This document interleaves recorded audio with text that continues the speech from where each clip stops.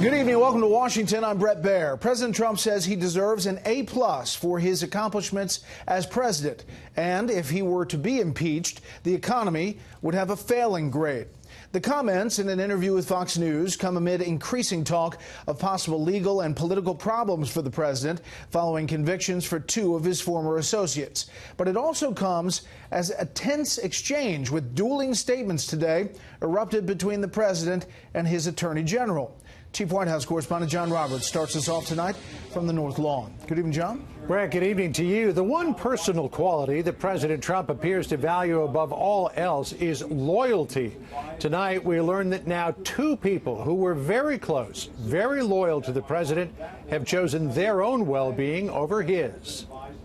In an exclusive interview aired on Fox and Friends today, President Trump insisted he did nothing wrong in hush money paid to two women and trashed his former attorney, Michael Cohen, for flipping on him. It almost ought to be outlawed. It's not fair. If somebody defrauded a bank and he's going to get 10 years in jail or 20 years in jail, but if you can say something bad about Donald Trump and you'll go down to 2 years or 3 years, which is the deal he made, in all fairness to him, most people are going to do that. Sources tell Fox News it wasn't just Cohen who testified about President Trump.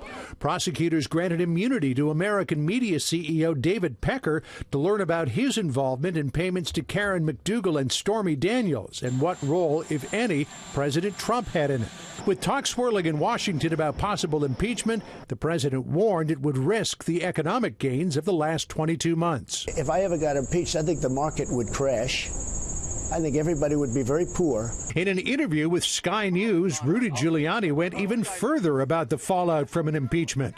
You'd only impeach him for political reasons, and the American people would revolt against that. According to Harvard law professor Alan Dershowitz, there is nothing to impeach the president for. Candidate Trump could have announced, I'm funding my own campaign. I'm putting $1 billion of my dollars into the campaign, and I'm paying $100 million of them to women who have accused me falsely, etc. That would not be a violation of any campaign law as long as he reported it. Democrats leapt on the Cohen plea and Manafort conviction, making the case that President Trump has done nothing to fulfill his pledge to drain the Washington swamp. He has not cleaned the swamp. He has made it more wretched and more fetid. With the Manafort and Cohen wins under his belt, special counsel Robert Mueller has new wind in his sails, causing President Trump to again lash out at his Attorney General Jeff Sessions for weak leadership. I put an Attorney General that never took control of the Justice Department, Jeff Sessions. Never took control of the Justice Department, and it's a sort of an incredible thing. Sessions, who was about to go to the White House for a meeting with the president, felt compelled to put out a statement saying, quote, I took control of the Department of Justice the day I was sworn in.